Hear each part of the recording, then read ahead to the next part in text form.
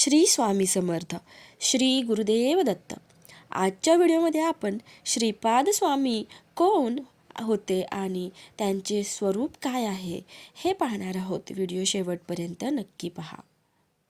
बापनायुर्लू श्रीपाद प्रभूंचे आजोबा. श्रीपादांना म्हणाले, तू 3 वर्षाचा बालक आहेस, परंतु मोठ्या माणसासारखा बोलतो आहेस. सर्वांबद्दल माहिती असावयास तू सर्वज्ञ आहेस काय? यावर श्रीपाद म्हणाले, मी 3 वर्षाचा आहे असे तुम्हाला वाटते, परंतु मला तसे वाटत नाही. माझे वय अनेक लक्ष वर्षांचे आहे. मी या सृष्टीच्या पूर्वी होतो, प्रलयानंतर सुद्धा राहणार आहे. सृष्टीच्या निर्मातीच्या वेळी मी होतो. माझ्याशिवाय सृष्टीची उत्पत्ती, स्थिती आणि लय होऊच शकत नाही. मी साक्षीभूत होऊन सर्व व्यवहाराचे अवलोकन करतो. यावर बापनाचार्यालू म्हणाले, श्रीपादा, लहान मुलांनी आपण चंद्रमंडळात आहोत असा केवळ विचार केल्याने आपण चंद्रमंडळात असतो असे नाही. प्रत्यक्ष अनुभव असावयास हवा. सर्व ज्ञान, सर्व व्यापकत्व, सर्व शक्तित्व हे केवळ जगन्नियंत्यांचे लक्षण आहे. यावर श्रीपाद म्हणाले, मी सर्वत्र स्थित असणारे आदितत्व आहे. त्या त्या प्रसंगानुसार त्या त्या ठिकाणी आवश्यकतेनुसार मी व्यक्त होतो. साकार रूपात नसलो तरी मी नाही असे होत नाही. जीवाच्या ठिकाणी मी अन्नमय, प्राणमय, मनोमय, विज्ञानमय, आनंदमय कोशात स्थित असतो. माझ्या अस्तित्वामुळे या पंचकोशांचे सर्व कार्यकलाप होत असतात.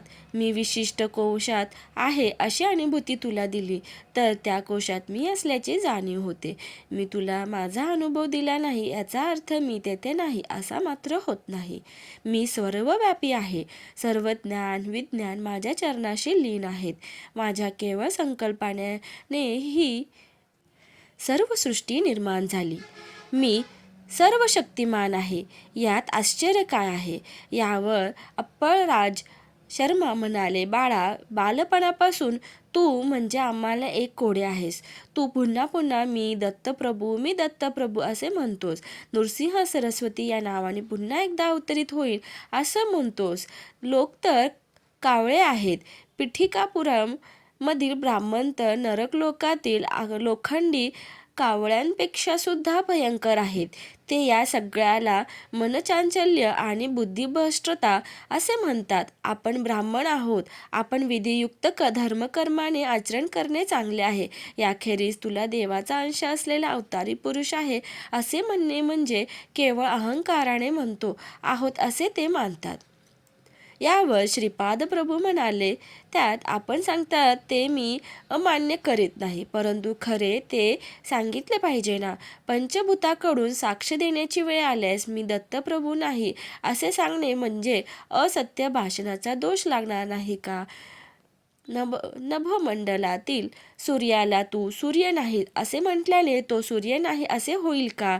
सत्य देशकालाबाधित असते. आपल्या पिठिकापुरममधील ब्राह्मण स्वतः देहधारी मनुष्य समजून असे मनुष्यत्वाचा अनुभव घेत आहेत. त्याप्रकारे मी सुद्धा सर्वज्ञत्व, सर्वशक्तित्व, सर्वांतमर्यामित्व असलेला दत्त आहे. हे तत्व मी सारखे पदोपदी सर्वांच्या अनुभूतीस आणून देत आहे. युगामागून युगे जाऊ शकतात. अनेक जगत सृष्टी स्थिती लयाला जाऊ शकतात, परंतु साक्षात दत्त असणार मी दत्त नाही असे का होईल? श्रीपादराज शरण प्रपदे अवधूत चिंतन. श्री गुरुदेव दत्त.